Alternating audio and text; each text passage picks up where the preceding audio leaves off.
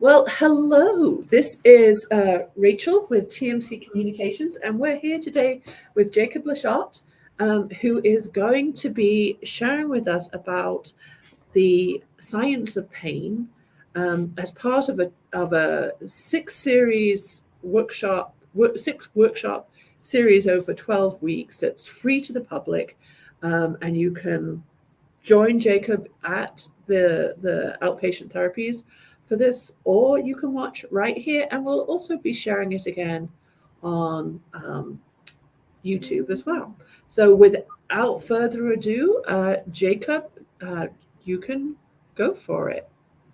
All right. Thank you, Rachel. So like she said, my name is Jacob LaShot. I'm a physical therapist here at TMC.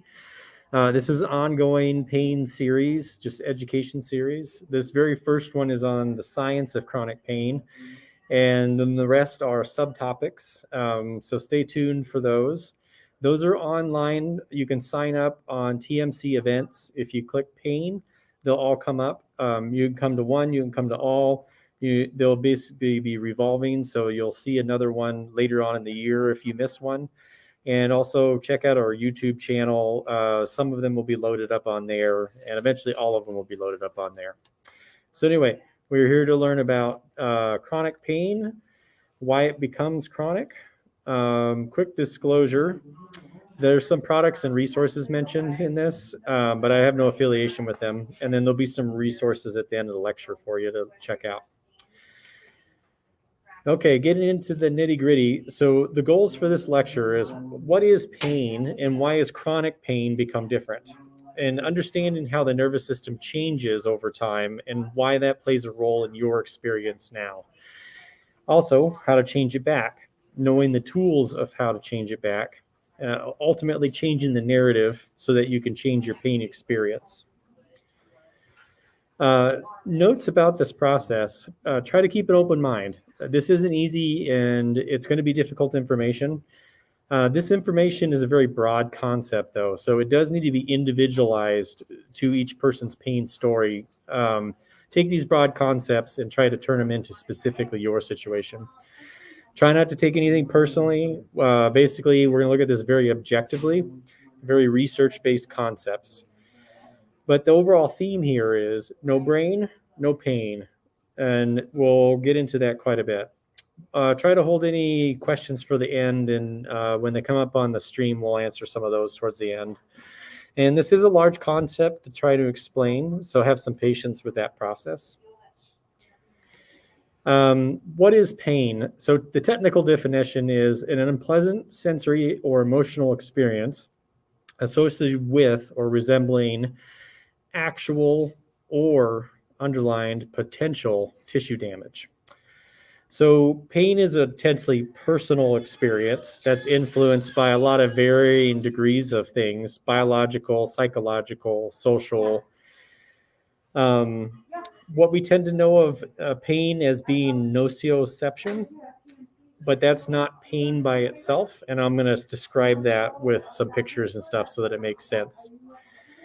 They can basically happen independently from each other.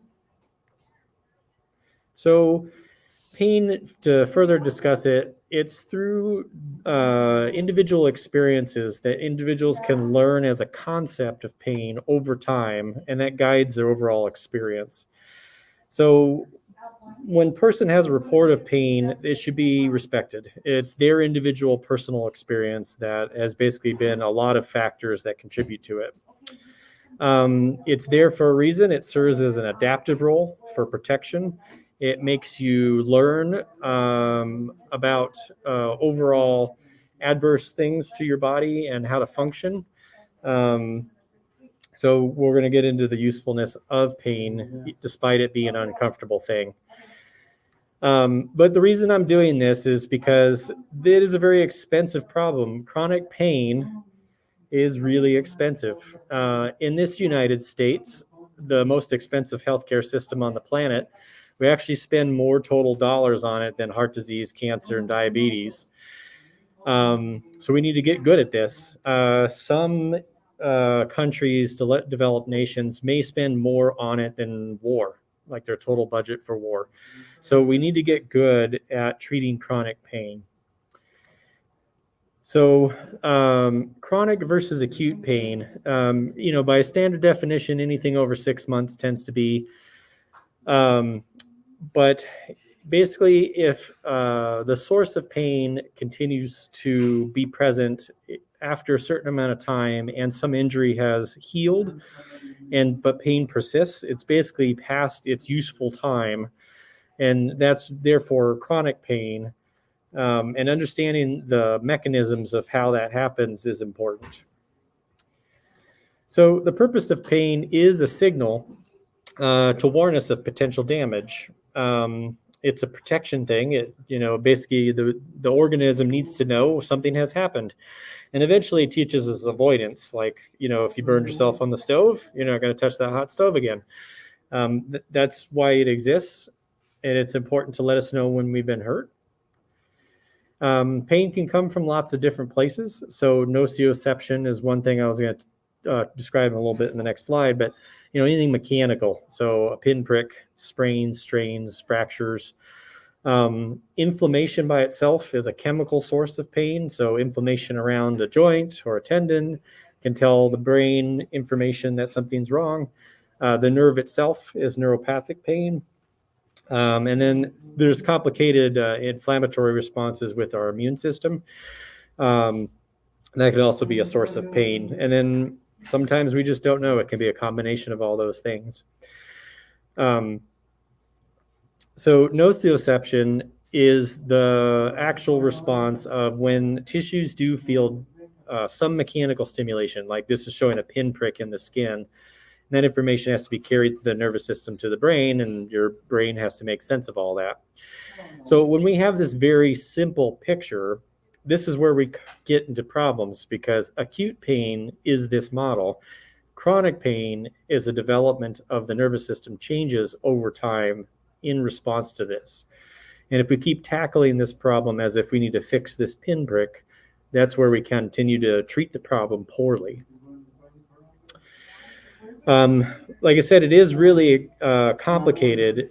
There is a lot of junction points in the nervous system. You may get this guy stubbing his toe, and that signal carries to the spinal cord, then the spinal cord to the midbrain, and then ultimately the brain. And between all of those steps, there's modulation and influence and changes to the signal.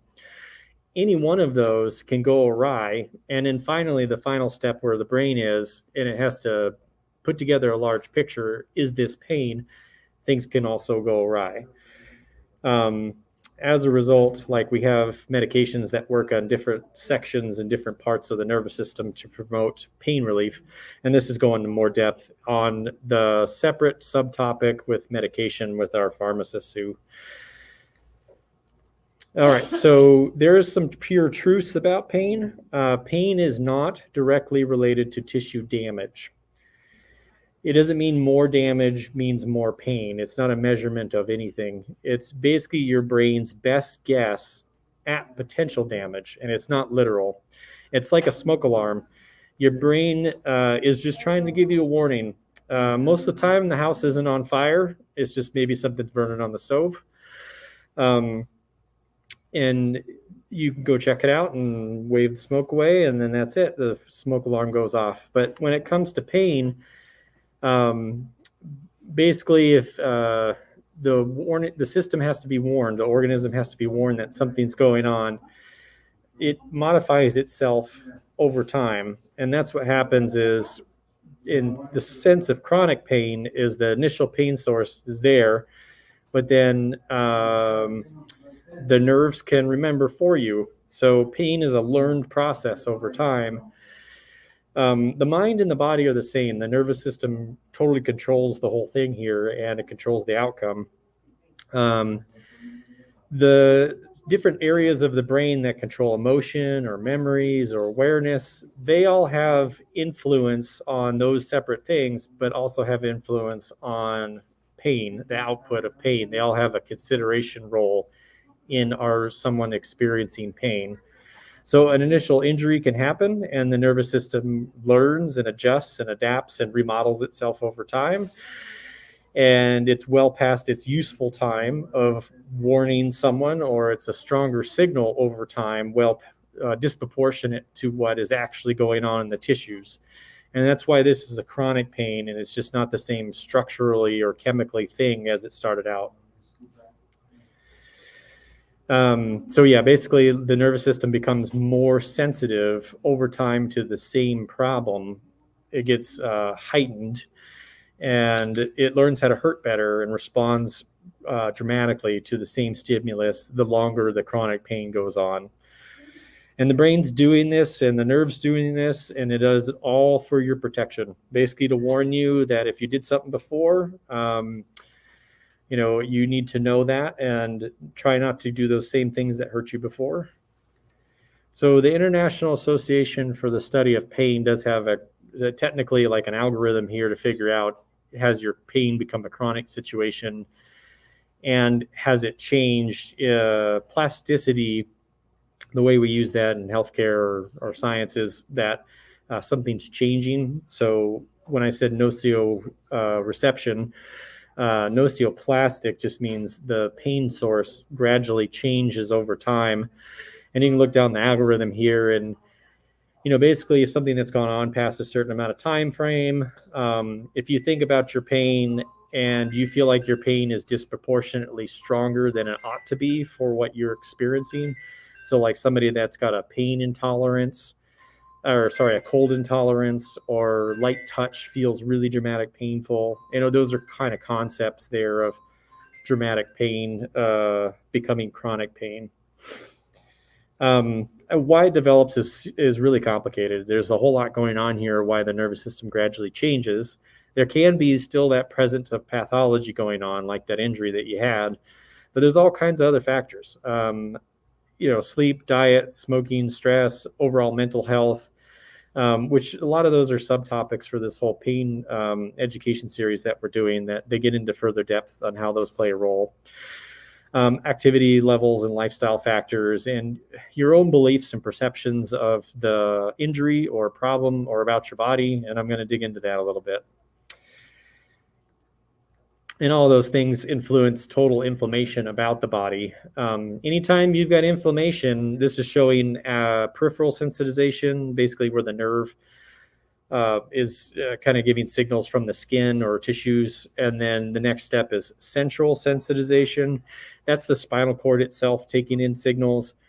And then the brain itself ultimately is the total output of pain. If any one of those has inflammation that stays around persistently for any reason, like you don't sleep well, or you don't eat well, or you're not exercising well, then those things get chronically changed over time. They can't help it. If they've got inflammation around those nerves, they get more sensitive over time, and they just report more total pain to the body than is necessarily needed.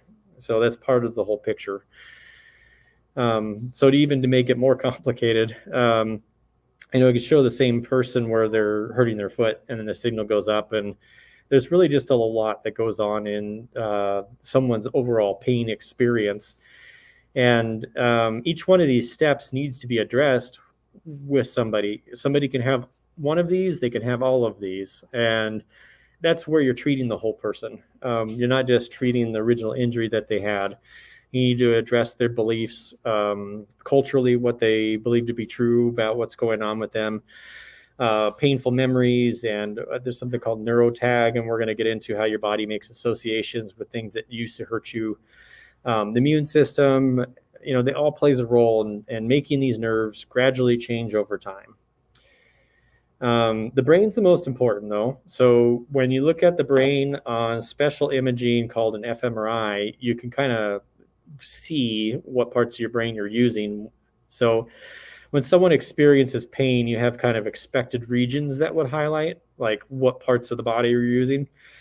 But let's say someone's in an MRI machine and you burn them with something, a fake burning, and they feel it in a certain part of their body. You should see the brain highlight itself in expected regions, like that body part that's represented in the brain, but not a lot of places other than that. You see in chronic pain that a lot of the brain lines up, and that's abnormal.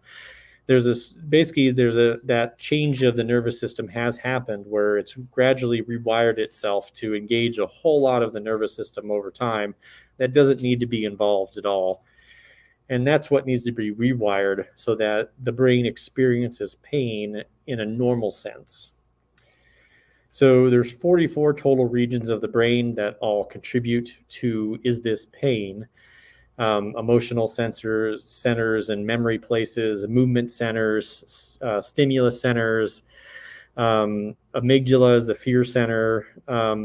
They're not all of them are supposed to be contributing, but in a chronic situation, they gradually all start to contribute. Here's a study from Gulf War veterans. Their MRI shows structural changes in their brain. This was published in June. So it's just really well-known phenomenon that the nervous system gradually rewires itself in a bad way to promote pain, and it's doing it for your protection, but it's not useful anymore. So this is basically the same thing, like a brain lighting up in some regions where it's you would expect it, and then at the bottom the brain is showing very little lighting up. It's only showing a dot or two, and that's basically the brain lighting up in a way that you would expect if a person was experiencing a pain stimulus.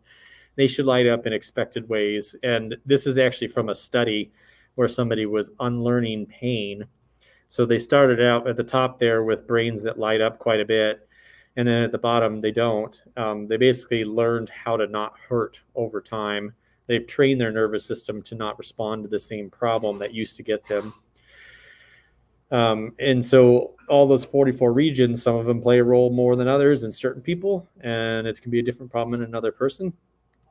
One of the biggest centers of the brain is the fear center. If that's activated and the nervous system's really fearful over whatever caused them pain in the first place, then this nervous system really gets rewired a lot.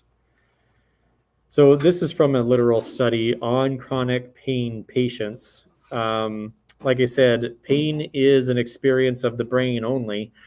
And at the top left is, the start of someone's program where the brain lights up a whole lot. By the bottom right, someone's not lit up at all. And notice the timelines there, 67 total weeks to take from someone starting a program to rewiring their nervous system in a way that it doesn't report pain anymore, which is a thing that is probably not actually causing them pain. It's just their nervous system thinks so. So one of the biggest examples is this phantom limb pain. If people have heard of this, where if you lose a limb, the body still kind of hurts like it has a limb. It's because the reality there is the brain has regions in it denoted just to each body part. And despite the body losing a leg, the part of the brain that shows a leg is still there. And that's the reality. If the reality is in the brain, then it's reality. It doesn't matter if it doesn't match what the body doesn't have. So this thing reorganizes itself over time gradually. We do this with fancy tricks and mirrors and different things in here to rehab a person so that they don't feel pain in that leg that's not there anymore, because the nervous system rewires itself gradually over time. It's doing this all the time. So like when someone learns a new task, like playing in a sport or learning to play music, you see different wrinkles and folds in the brain change over time to represent our needs. It depends on our needs. Whatever we're doing, it'll adapt to that. So if it needed to learn how to hurt more for your protection, then it'll do that. But if it's not necessary anymore and that pain is limiting life function, then you need to rewire it back to something that's useful. So fear is a large component of this. There's a fear center of the brain called the amygdala, and that's not supposed to get involved normally when you have normal pain. Like if someone pokes you with a tack, basically the mechanical parts of your brain should light up and not the fear parts. But gradually, as someone has more pain over a long time, obviously you get afraid of certain things. Like when I bend, my back hurts. then that part of the brain lights up every time you experience that stimulus. So here's an example of how powerful that can be. This is Alex Honnold. He's a free solo climber. He climbs rocks without any ropes or anything. And this is an MRI of his brain compared to a normal person's. So he's standing there on the edge of the cliff, and his fear center of his brain doesn't light up at all. And normally it should, because you could die in this. And so it's really powerful to be on or off. Really changes the experience of pain. So much so that when you turn it off, just about every stimulus you can do to a body, like poke them with something or burn them, stretch them too hard, if you turn off that amygdala fear center of the brain, it really changes the total experience of someone's pain. And you got to train that fear response out of the system when it comes to the rewiring process of someone's chronic pain.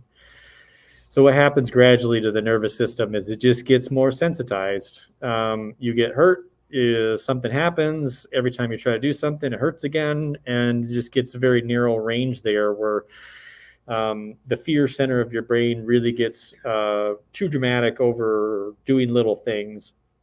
And you get stuck in this cycle where you're able to do less, and it hurts to do things, so you do even less.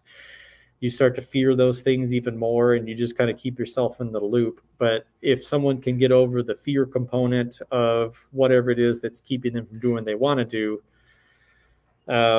and some other complicated factors that control this, keeping you in the loop of chronic pain, that's where you break off and you recover, and you gradually can train this nervous system of time. So perception is a really important thing. Part of this is, like I said, about the simple picture of pain. If we believe that to be true, then we wholeheartedly believe our sensations from our body as the ultimate truth. And in reality, our nervous system is guessing all the time. It's guessing, and it's kind of a controlled hallucination to produce reality for us, and it gets things wrong. Some of it can be easy things like these two lines on the screen. The middle line is technically the same length, but the bottom one looks shorter just because of the way the arrows are, but they're the same, I promise. Your brain can get things wrong. It's always trying to guess image. It takes in information from the eyeballs, and then it has to make an image out of it. And in a pain situation, this is where it can go wrong too. If you're looking at this photo, it's either a young lady turned away from you looking away, and it could switch back to an older woman on a hood looking towards you, and your brain can actually switch back between the two.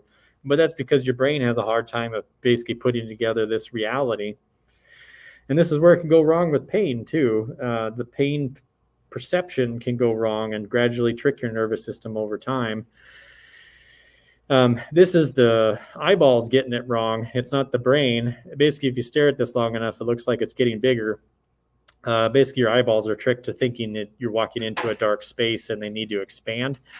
And it's your eyeballs getting the whole picture wrong. It's not your brain, but it can get it wrong is the point of this illusion. And seeing is believing. So this is a common picture people show where A and B squares look different on the top part, but they actually aren't. Your A and B squares are literally shades the same color. But in your reality and everyone's reality that looks at this, that's all your brain can do. It's doing its best to try and figure it out. But in reality, A and B are actually the same squares. So the fact that your nervous system is guessing all the time, and when it gets bad information, it makes fast decisions, gradually rewires itself over time.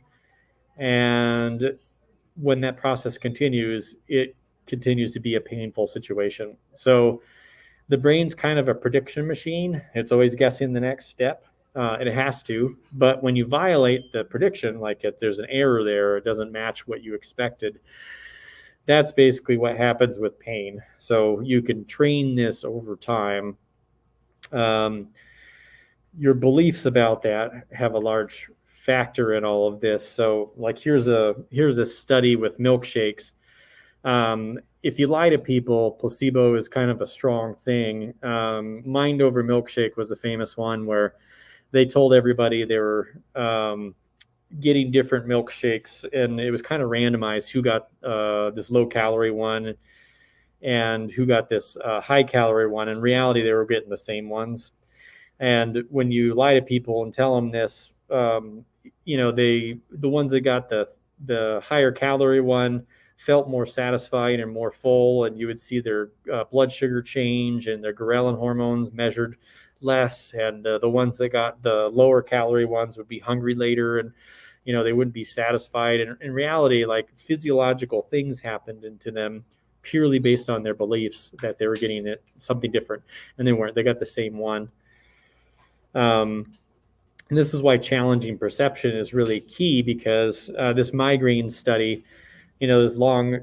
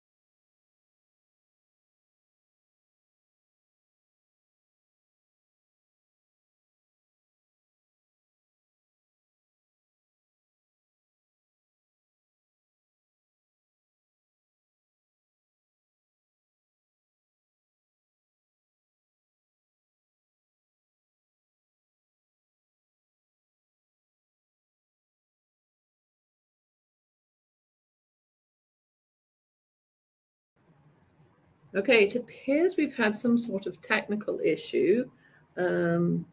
I see that we have some questions. I'm hoping that Jacob is able to rejoin us shortly. Let me make sure that, oh no, I know that they have that. I will just hang on, hopefully. Go ahead and get him on the line, and hopefully we can get him back on. And if not, we will continue with our second half in a little bit. 1 second.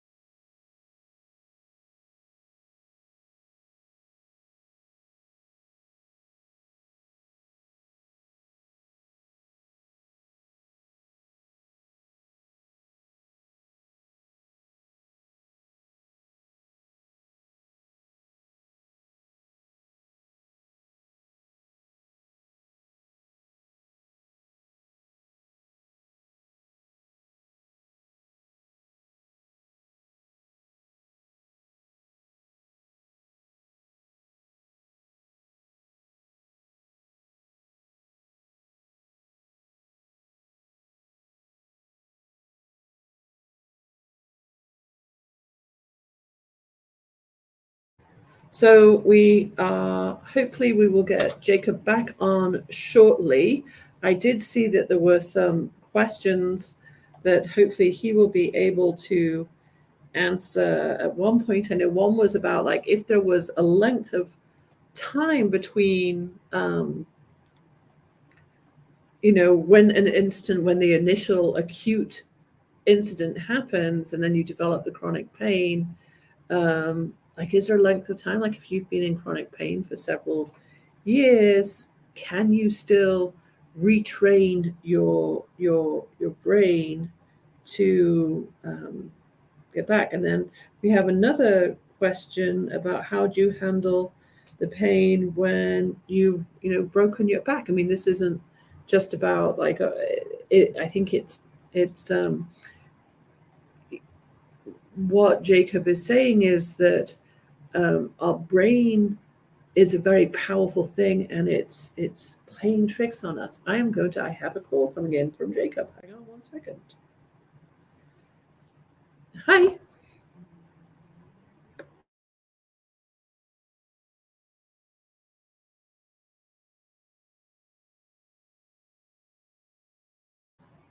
Nope, still. Oh, there we go. We're adding him to the stream. Thank goodness he's back. Do you know where I left off? No, in my nervousness, I have completely forgotten. It was a few minutes ago. If you want to get the thing back on, and are you seeing my screen? I'm seeing you, and not yet. Hang on a second. I can add that. There we go. Got it. So yeah, let's just move on back through and get people on. We did have a few questions, so we want to make sure that you can get to the end so we can answer these questions as well. Thanks a lot. Sorry about that, everyone. Do you know whereabouts it was left off? You had talked about we've done this bit, the perception. So it's right around, yes, a little bit further, a little bit. Yes. Starting right there? Yeah. Okay. Are we ready to go? You are. You're live. Okay. All right. Sorry, everyone, about that. Lost you for there a bit. Basically, we were talking about challenging perception of pain and what you believe to be true about your body and how you can challenge that as a process of rewiring your chronic pain and how the nervous system presents. So this is a study on athletes. There is a gene that makes you intolerant for exercise in general. When you basically make people run as hard as they can on a treadmill, it's called a Vo2 Max Test. And what happens is you can lie to people and tell them they do have this gene that makes you intolerant, or you can lie to them and say, you don't have it, and you'll see the results vary. And the effect being that the lie has greater results than actually having the gene for intolerance. So you'll see people with the gene intolerance, and if you lie to them, you'll see them perform better. And vice versa. If you see someone perform pretty well, but then you lie to them about this, you'll see their performance drop. So challenging the nervous system and what it experiences as a true sensation is quite variable based on belief. So that's where I kind of went into this on, like, this is a really common example. People in chronic pain would report they feel problems when the weather changes. And that is something that you can challenge when it comes to is this believing it to be true? Does this have to contribute to the total amount of symptoms that somebody would actually have? To show how powerful the brain is exactly, and sorry for the folks that are here, I have to explain this again, but the brain controls how sick someone is actually. So just like pain, it takes in all the signals from the body and has this output of pain. That's the same for sickness. So how sick someone is, it's not directly related to your immune system response. It takes in all the signals from all the tissues and decides how sick to be, like produce a fever and a cough and a sneeze and pains, muscle pains and aches and stuff. So this is how powerful the brain is, basically producing the experience that we would call pain. So this is a gal of mine that I saw quite a while ago. She fell off a horse in year 2000 and broke a lot of stuff in her pelvis and had to be put back together with all these pins and rods. And she didn't have a day of pain after that. She saw me, I think, 18 years later, and her hip was tight and just needed some exercises for the gym and still didn't have any pain. It was just tight. It was really tight, actually. But this is how the whole chronic pain system can go awry, is this person had an amazing amount of damage and yet had no pain. But I had another gentleman also fall off a horse in the exact same year, saw this person within a week of the other person, and had pain since that accident. He actually lost his job and was on disability. And it's really complicated, their stories. It can, like I said, about how it is complicated, how chronic pain can develop. Depends on what treatments he got, what kind of advice he got, what kinds of services, how fast, how soon they were happening. And that's how you get the tale of two nervous systems. Someone that didn't have any damage and has had pain for the last 18 years, and someone that has quite a bit of damage and literally no pain. This is a more direct example. These two people, there's x-rays there. They're both construction workers and were using a nail gun. And one guy shot himself in the foot, and he went to the emergency room and he passed out. And they thought, well, we're going to do surgery anyway. So he cut his shoe off, and it turns out he missed. It went right between his toes, and he didn't have any surgery at all. But he had an amazing amount of pain to the point where he actually passed out. The other guy tripped and shot himself in the face and didn't feel any pain. And actually, it was a routine dentist exam that revealed this nail was in his head for the last 6 days, I think. But, these are two examples of pain is not a measure of damage. It is your brain's best guess there might be damage. The construction worker that shot himself in the foot really thought he got himself in the foot. And the other person shot himself in the face and didn't even know it. So this nervous system is not always accurate. And it can really shut down the pain experience whenever it feels it needs to. This gentleman had a bullet in his neck for 60 years. And the only reason they found it is because he fell in the street and they wanted to check out his neck. And they found he had a bullet in his neck since World War II. And he's never had a day of pain since then. But it's literally damaging his tissues. It's sitting in his tissues, and he doesn't feel any pain from it. So there's some experiences, like this gentleman running from this bull, where I had to find a blurry image of this because his leg is actually open at this point. He was gored at some point, and he's still able to run away. Like his muscles are showing, and they shouldn't be able to work, but his brain is so strong, it's a little more important to get away from the bull. So our nervous system is always going to pick speed over accurate situation. He doesn't have time to cry about his leg. He's got to get away or he's going to die. So just like the bullet in that gentleman's neck, pain is super variable. It can get it wrong. It can get it wrong in our favor, like in this situation. But in a chronic pain situation, it's just not in our favor. It's gradually changed over time. And, the brain is king in this whole situation. No brain, no pain. And when the brain knows enough about what's going on with the body, it can send signals down to inhibit them or tell them to stop hurting. That's the situation with the bull or this person getting a tattoo. This person knows that getting a tattoo is for, I guess, good reasons, but you can sit there and withstand this pain. And some people even find it pleasurable to get a tattoo. And that's how complicated pain is you can inhibit those things or make it a greater experience or different experience based on what's going on with you. But that's how it works. So you gradually use your brain's power to modulate the rest of the nervous system to gradually rewire it over time. And that's how you get back to a normal nervous system state where it's accurately purporting what you would consider a normal proportion of signal from an injury or insult or inflammation, and gets the picture more closely to correct.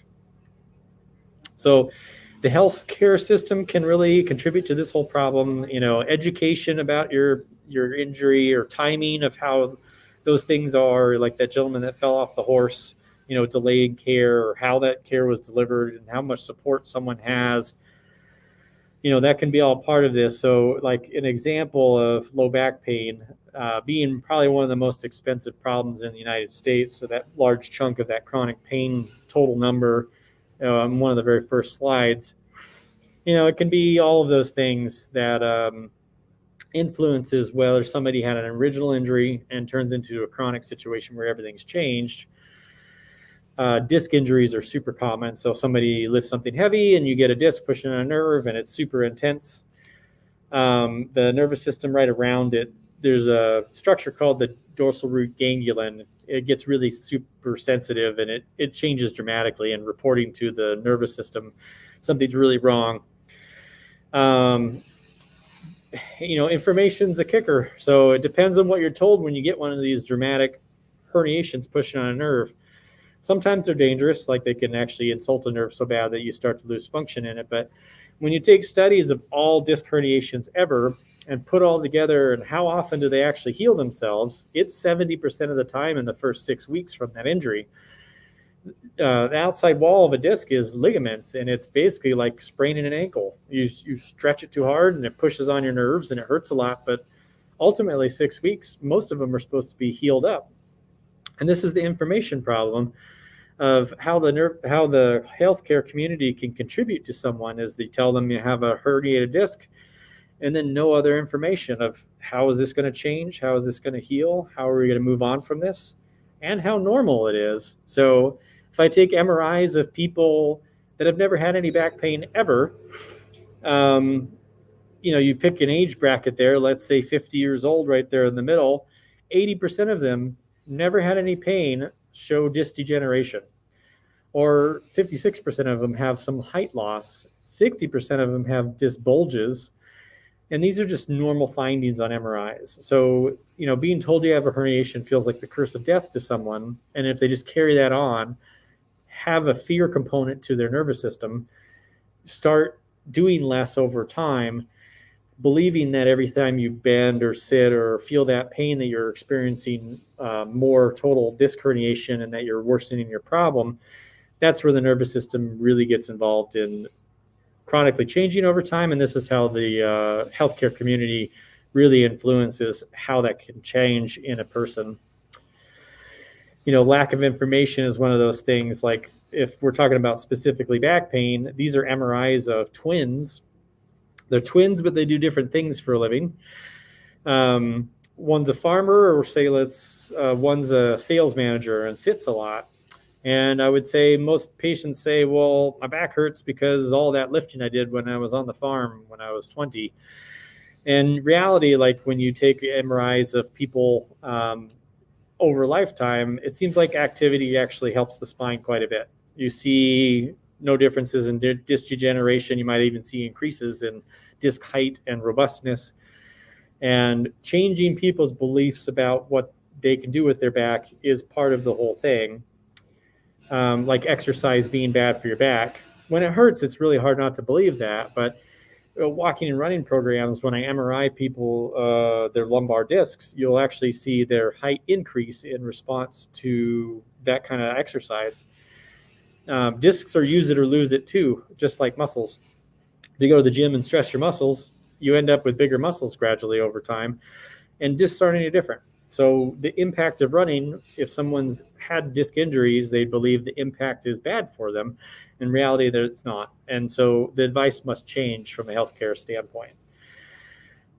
So the recipe can be the same. This is an example of low back pain, of how you can herniate a disc and become a really chronic situation, and how the nervous system changes over time based on what you've been told and timing of intervention and what you believe to be true. But the formula is the same for anything. Basically, chronic pain can develop over time in this way, and it needs to be trained differently, gradually, to go away. And to say the point of, like, let's say someone fears bending to, that'll hurt their back whenever they bend over and pick up something, so they just don't do it anymore. And that's where your nervous system has really set up triggers. They're called neurotags without your permission. It does these things automatically, and it's for your protection. Pavlov's dog's a really common one. Basically it was the old study where you trained a dog to salivate when it shows the treat at the ring of a bell. And eventually you didn't need to show the treat anymore, just ring the bell and the dog would salivate. But in reality, we're still mammals, even though we're humans, and we react this way. I have a coworker here that every time I printed something, it was easy for me to go back and scare her. It was my opportunity to scare her. And, she caught on to me after some time, and I'd have to wait a little longer just so I could go back there and actually scare her, because then she knew when she hears the sound of the printer that Jake's coming in, I'm going to scare her. So she basically got keyed into that, and her nervous system made that in without her permission, really. So chronic pain is like if Maria was scared of all printers anytime they ever print in any situation. If your nervous system gets so heightened and so aware of its surroundings so much that it gets scared all the time, that's chronic pain development. And that's where that fMRI study shows the brain lighting up in terrible ways. I put chimichangas on there because, there's an example for me. I had food poisoning once and I can't eat one ever again. My nervous system says, don't do that. I got you once. And that's where you need to be challenging that directly. I probably could have had 10 years worth of chimichangas and it would have been fine. But directly changing that conditioned response over time is important. And context is really important too. So when people get hurt, it depends on how. I put bugs on here because, that's a really strong belief for plenty of people in this office. A lot of them are afraid of bugs.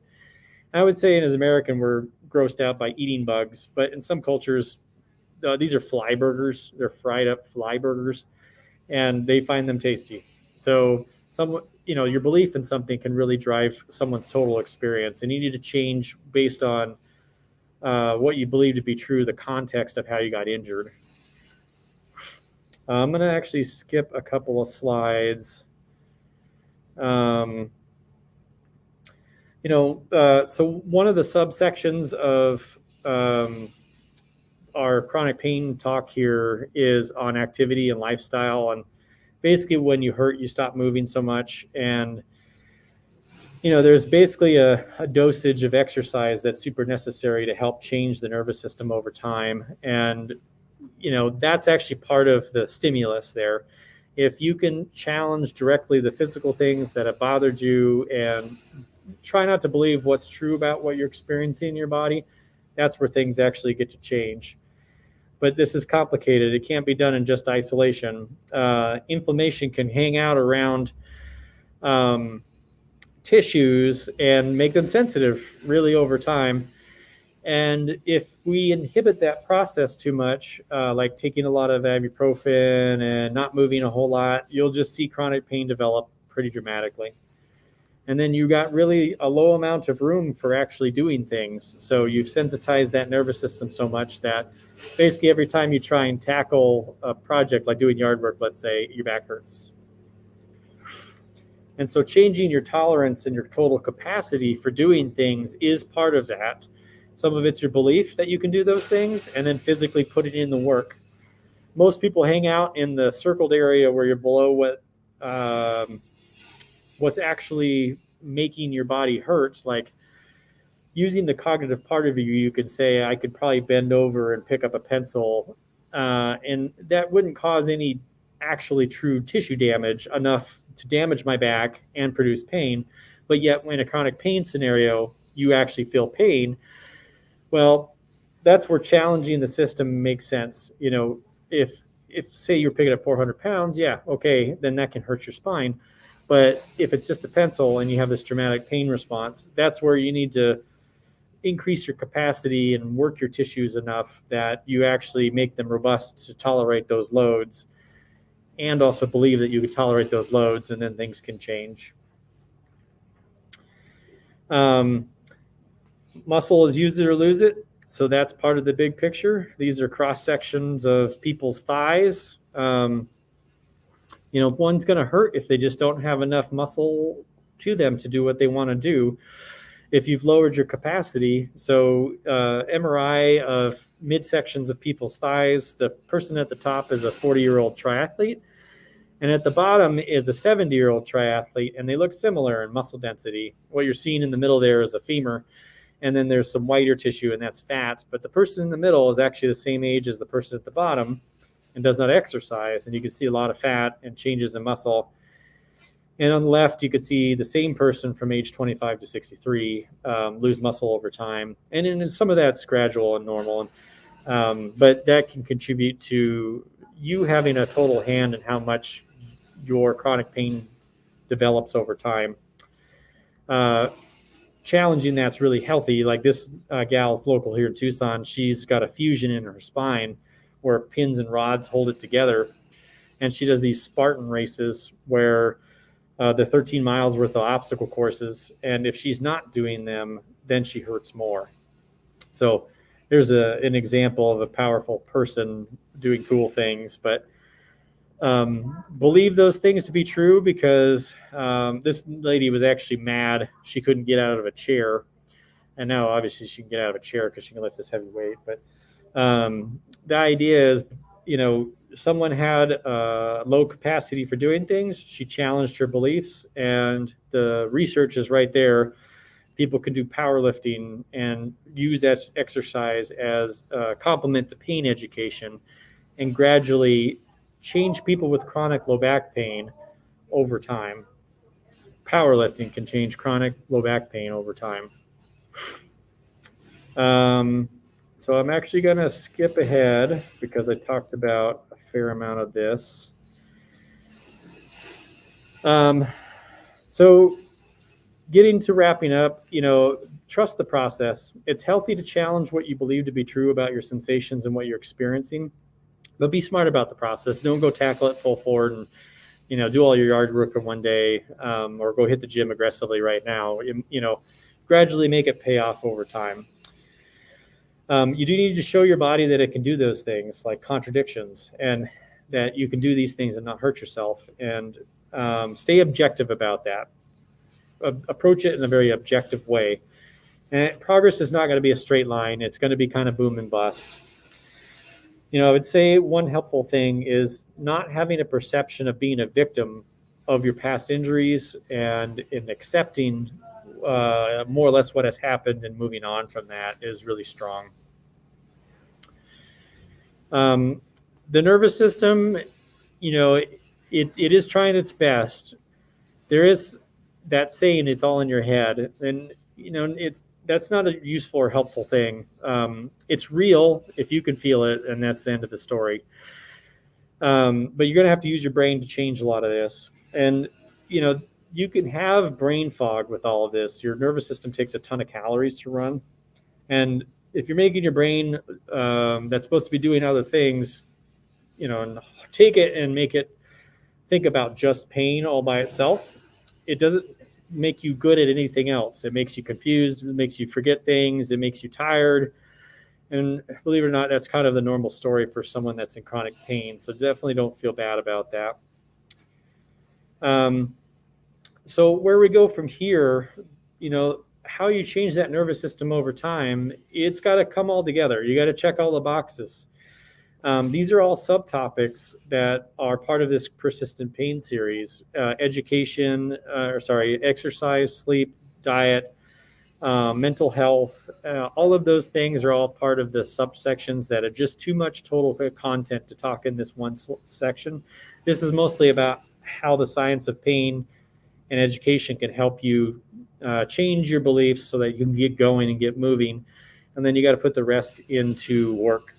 So I'm going to skip to, so this is like what I'm describing as an algorithm here in this cute way. This is an app called Curable. Basically it's all those things I talked about. Someone had an initial injury and an experience. Gradually, lots of other experiences happened to a person where they kept their pain and gradually rewired their nervous system, and they learned bad habits and bad pathways. The brain changes, the nervous system changes, and then you learn about as much as you can. You won't learn everything from what I'm saying today. I encourage you, if you've had chronic pain, to work as hard as you can to learn everything that you can about how you can change this for yourself. And then through targeted rewiring process of addressing specifically your problem, you learn how to make that nervous system less sensitive and increase your capacity overall. and then get back to what you consider more functional and higher quality of life. So I certainly didn't do all of this information in isolation. There's a lot of resources out there to help people. Take a screenshot of the slide. This is where I got most of my information at. If you're looking at some of the ways to work through cognitive behavioral therapy, there's resources on there. There's ways of working towards mindfulness, step-by-step things that if they're difficult to get through this process alone, please look up all these resources. So that is the end of this. I'm going to end the slideshow here. Jump back with Rachel. You there, Rachel? Yes, I'm here. Okay. Do we got any questions? So we have a question which I think you probably respond. Well, there's two questions. One, the first question was, is there some point at which you've been living, you have an initial incident, you have pain as a response to the damage, you develop chronic pain, and this has been going on for a long time. Is there some point at which that rewiring of the nervous system can't be reversed? That can't what? Sorry. Cannot be reversed. Like, is there at some point at which? No, I mean, I think at all points it can. That's the beauty of the nervous system, is it'll learn what it has to. I think people, after you've had chronic pain for such a long time, I can't tell you how many thousands of people I've met where they have stories of something hurting for 50 years and it changes. You just got to find the solution. What's their pain generator? What still irritates them? What can you challenge? What can you work on? And you just have to be crafty about how to navigate that. But, just as much as we rewire anything in here, balance rehab, stroke rehab, this can too change just like theirs. Okay.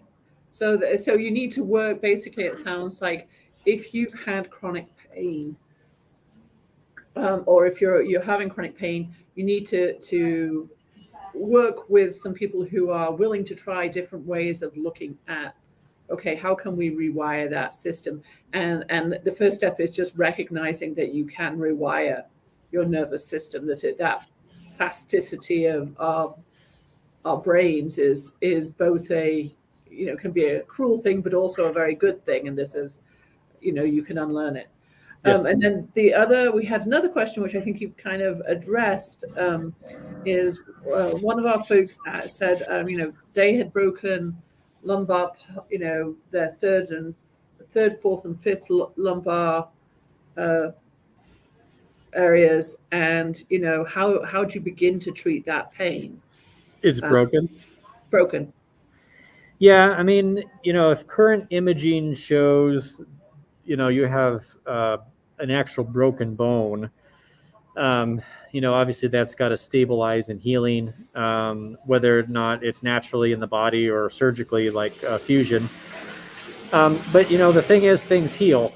So the idea being that if that gets to a point of healing, bones need to be stressed a little bit to basically make some changes in them. And if there's some way of getting someone moving, that's where that process can get going. With a really complicated situation like that, you probably need some direct help with that. Someone to help you navigate the nuances of how to get moving without hurting themselves. It can be in a pool. It can be unweighted on a treadmill. There's lots of different ways. It's kind of hard to answer that question with the real specifics. Yeah. But there is a way, like, address the tissue damage first and then work out from there. Yeah, I mean, I like to stay positive about every situation. There's a possibility for everyone. So however you get clever about keeping people moving. All right. Well, thank you. Those are the questions we have on this end. So I don't know if you have any questions in the room today, or... Do you have any questions, guys? Okay. Nothing. Okay. Doesn't look like we do here. I just want to note that, like I said, look for the schedule online for the upcoming series. there'll be TMC events and put section for pain, and they'll all come up. So yeah, just if you put that, yes, it's TMCAZ. .com, and then if you go down to, if you just actually put pain in the search thing and then check events, Yep. you'll see the different events that come up. So okay. All right, well, thank you very much. All right, thank you. And we will see you in, or we will be back. Got some people saying thank you. What is the next one? What's the next piece? I'm not quite sure. I think the next one is pharmacology. Let me see. That sounds very familiar, and it's going to be at the same time, I believe, in 2 weeks. Yes, I think so. I could double check for everybody that's listening right now.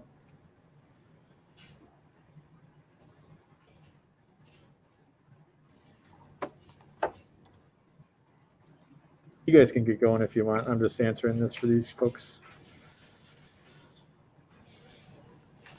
Okay.